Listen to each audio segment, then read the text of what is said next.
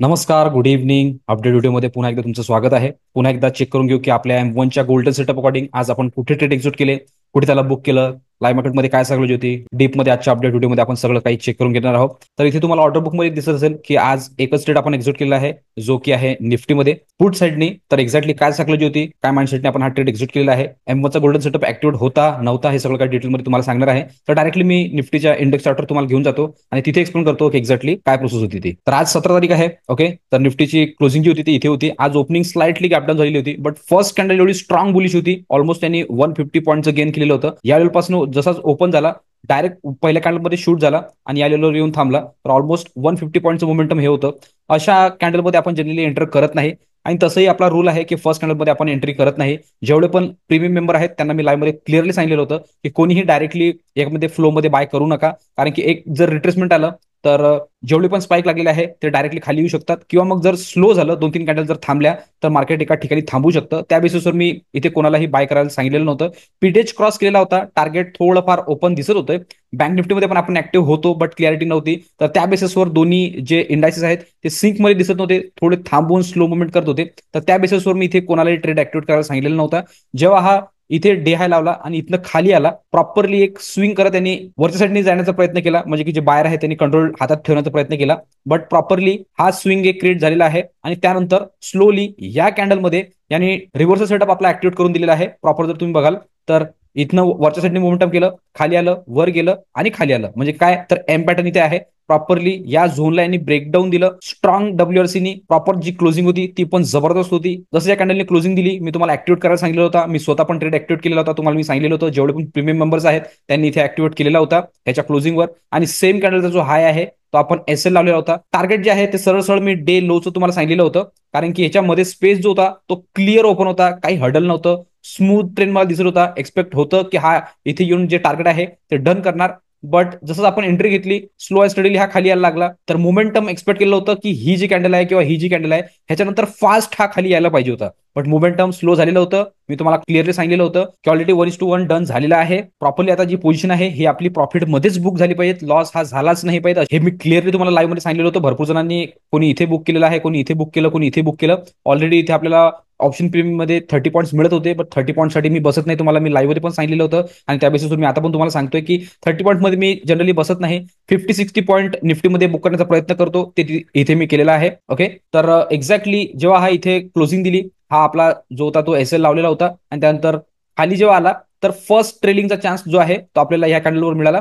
Reason काय की ही जी candle होती हे प्रॉपर WRC होती, तर मी जो SL इथे होता तो उचलून मी ह्याच्यावर लावला. इथे वाटलं होतं की हा थोडा थांबणार, इथं वर जाणार आणि इथनं खाली येणार. बट ऑलमोस्ट मला वाटतं की या कॅन्डलमध्ये स्पाइक लागलेला आहे आणि इथे लावला जो ट्रेलिंग होता तो इथे बुक झाला. त्यानंतर चांगलं त्यांनी अपसाईड पण मोमेंटम दाखवलं. लाईव्ह मध्ये भरपूर जणांनी मला विचारलेलं होतं की या कॅन्डलमध्ये एंट्री बनते का, बट मी क्लिअरली सांगितलं होतं की इथे 1:1चा टार्गेट पण ओपन नाही आहे, कारण की हा जो ऑर्डर फ्लो आहे, हा जो सेलर आहे हा प्रॉपर अजून पण प्रोटेक्ट आहे. जोपर्यंत हा बाहेर निघणार नाही तोपर्यंत आपल्याला एंट्री घ्यायची नाही आहे. आणि जेव्हा मी लाईव्ह क्लोज केलेलं होतं तेव्हा पण मी तुम्हाला सांगितलं होतं की या कॅन्डलच्या खाली प्रॉपर स्ट्रक्चरनी ब्रेकडाऊन करत नाही तोपर्यंत आपल्याला एंट्री करायची नाही आहे. ओके, तर इथे याच्या खाली पण यांनी क्लोजिंग दिलेली नाही आहे आणि याच्या वर पण यांनी क्लोजिंग दिलेली नाही आहे. तर M1चा गोल्डन सेटअप इथे ऍक्टिव्हेट झालेला नाही आहे. एकच सेटअप आज होता जो की आपण या कॅन्डलमध्ये ऍक्टिव्हेट केलेला आहे. प्रॉपर तिथे आपण ट्रेड घेतला, मी पण तिथेच एक्झिक्यूट केलं. तुम्हाला पण लाईव्ह मध्ये मी तिथे सांगितलेलं होतं. भरपूर जणांनी माझ्यासोबत ट्रेड घेतला. जेवढं प्रॉफिट द्यायचं तेवढं प्रॉफिट इथे बुक केलेलं आहे. भरपूर जण आज एंड ऑफ द डे प्रॉफिटमध्येच निघालेले आहे.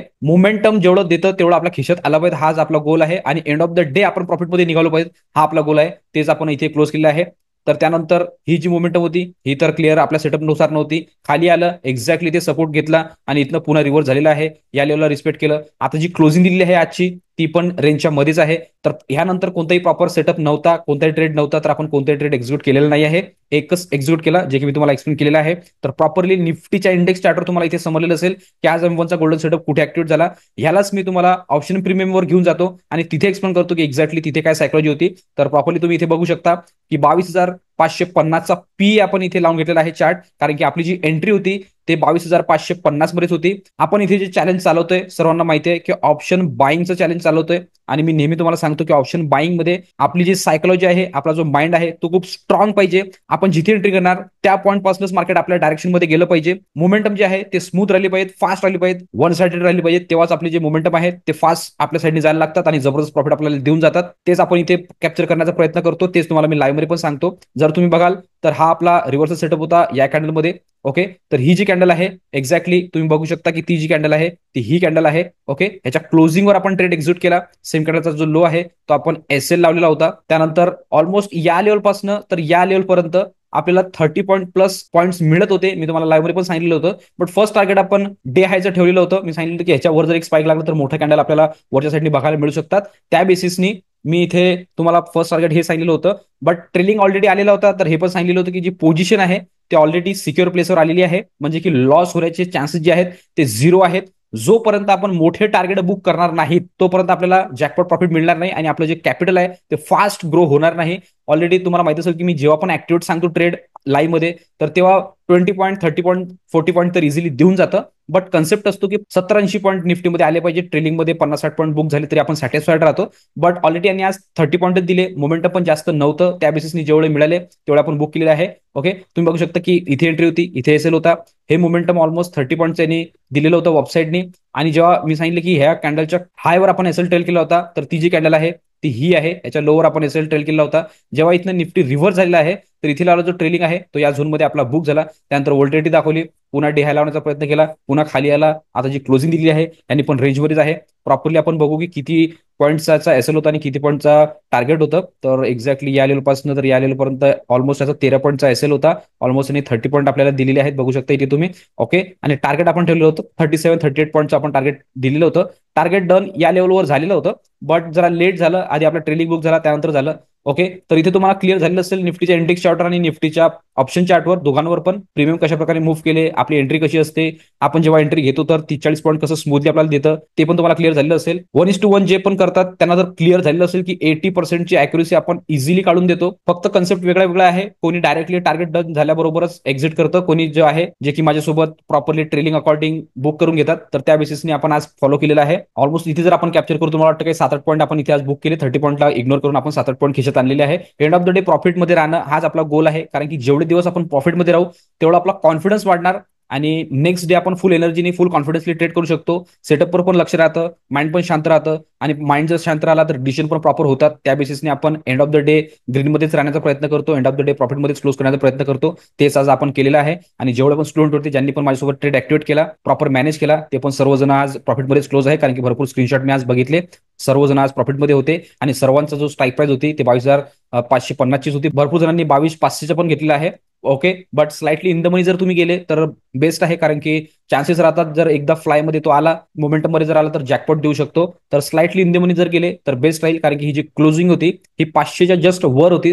थोडी खाली असती तर मग प्रॉपरली तो आला असता. बट ट्राय करत राहा. स्लाइटली इन द मनी जर असलं तर प्रॉपरली तो चांगला प्रॉफिट तुम्हाला देऊन जाईल. त्या अकॉर्डिंगच 550 माझ्या याच्यात एक्झिक्यूट झालेला आहे. ओके, तर प्रॉपरली इथे तुम्हाला दोन्ही चार्टचं एक्सप्लेनेशन क्लिअर झालेलं असेल. कसं आपला M1चा सेटअप ऍक्टिव्हेट झाला, कशा पद्धतीने त्याला आपण मॅनेज केलं आणि एंड ऑफ द डे आपण प्रॉफिटमध्ये कसं निघालेलं आहे. पुन्हा एकदा तुम्हाला मी ऑर्डर बुकवर घेऊन जातो आणि तिथे एक्सप्लेन करतो की एक्झॅक्टली कोणत्या टायमिंगला आपण ट्रेड एक्झिक्यूट केला आणि कोणत्या टायमिंगला त्याला आपण बुक केलं आहे. तर डायरेक्टली मी इथे ऑर्डर बुक लावून घेतो. तर पुन्हा इथे मी ऑर्डर बुक लावून घेतलेला आहे. इथे जर तुम्ही बघाल तर आपला ट्रेड जो आहे तो एक्झिक्यूट झालेला आहे 10:15 इथे आपण निफ्टीचा 22,550चा पुट बाय केलेला होता. ओके, 125 मध्ये ऑलमोस्ट 125.95 मध्ये, म्हणजे की ऑलमोस्ट 126 मध्ये. आणि त्यानंतर याच्यामध्ये आपल्याला 30 पॉईंट मिळत होते. बट ट्रेलिंग अकॉर्डिंग आपला जो बुक झालेला आहे तो आपण बुक केलेला आहे 10:45 जवळपास. 22,550चा पी तो आपला बुक झालेला आहे 133 मध्ये. तर मी त्या अकॉर्डिंग तुम्हाला सांगितलं 7-8 पॉईंट आपण याच्यामध्ये बुक केलेला आहे. 30 पॉईंट मिळत होते. 30 पॉईंट मध्ये आपण सॅटिस्फाईड राहत नाही आणि ट्रेलिंग मध्ये पण ऑलमोस्ट जर 50-60 पॉईंट मिळाले तर जबरदस्त आपलं प्रॉफिट निघून जातं. बट ह्यामध्ये पण तुम्ही जर बघू शकता 1 लाख जर तुम्ही गेले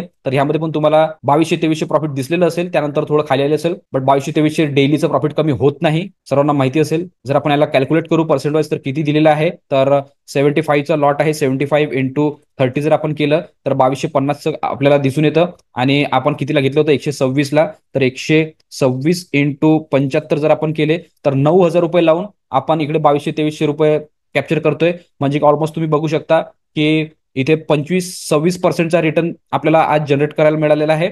बट आपण बुक जे केले ते कमी केले. बट विचार करू शकता की 25 ते 26% रिटर्न कमी होत नाही डेलीचं.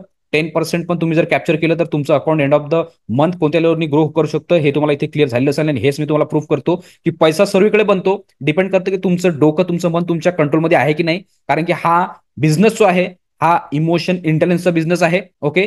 मार्केटमध्ये तुम्हाला काय वाटतं हे काम करत नाही. मार्केटमध्ये लॉजिक काम करतात. कोणत्या लॉजिकनी तुम्ही ट्रेड घेतला आहे ते लॉजिक प्रॉपर आहे नाही आहे ह्याच्यावर रिझल्ट मॅटर करतो. रॅन्डम गोष्टी जर केल्या तर आधीपासून पण तुम्ही रॅन्डम गोष्टी करत आलेल्या आहेत. आता पण रॅन्डम कराल तर रिझल्ट पण रॅन्डमच येतील. लॉजिक काय आहे ट्रेड घेण्याचं हे जर तुम्ही ठरवलं प्रॉपरली M1चा गोल्डन सेटअपला ब्लाइंडली जर फॉलो केलं तर तुम्हाला मी चॅलेंज सांगितलेलं आहे की 80%च्या वर आपली अॅक्युरेसी निघते. ओके. आणि स्टार्टिंगच्या 1 ते 1.5 तासाचा आपण प्रॉफिट करून बसलो असतो. तेच मी रोज शो करतो, लाईव्ह मध्ये प्रूफ करतो. भरपूर जण लाईव्ह मध्ये जबरदस्त पैसा कमवत आहेत. होप करतो की जेवढे पण आपले प्रीमियम मेंबर्स आहेत त्यांना लाईव्हचा फायदा होत असेल, जबरदस्त प्रॉफिट अर्न करत असाल आणि लर्निंग पण कंटिन्यू सुरू असेल. ज्यांना कोणाला पण आमच्यासोबत लाईव्ह मार्केटमध्ये पार्टिसिपेट करायचं असेल, लाईव्ह मार्केटमध्ये बसून लर्निंग करायची असेल, बघायचं असेल की मार्केट कशा पद्धतीने काम करतं लाईव्ह मार्केटमध्ये आणि कसा पैसा बनतो, तर स्क्रीनवर दिलेल्या नंबरवर कॉल किंवा व्हॉट्सअप करू शकता आणि पूर्ण डिटेल घेऊ शकता. डिटेल घेतल्यानंतर लगेचच दुसऱ्या दिवसपासून तुम्ही आमच्यासोबत जुळू शकता आणि लाईव्ह मार्केटमध्ये पार्टिसिपेशन करू शकता. त्याचबरोबर रोज मी जे अपडेट व्हिडिओ टाकतो यामध्ये पण तुम्हाला काही पार्ट व्हॅल्युएबल वाटत असेल किंवा काही लर्निंग मिळत असेल तर तुम्ही चॅनलला सबस्क्राईब करू शकता आणि व्हिडिओला लाईक करू शकता, जेणेकरून येणारे सगळे अपडेट तुम्हाला कंटिन्यू येत राहतील. तर इथे तुम्हाला निफ्टीच्या आजचं ट्रेडचं अपडेट क्लिअर झालेलं असेल.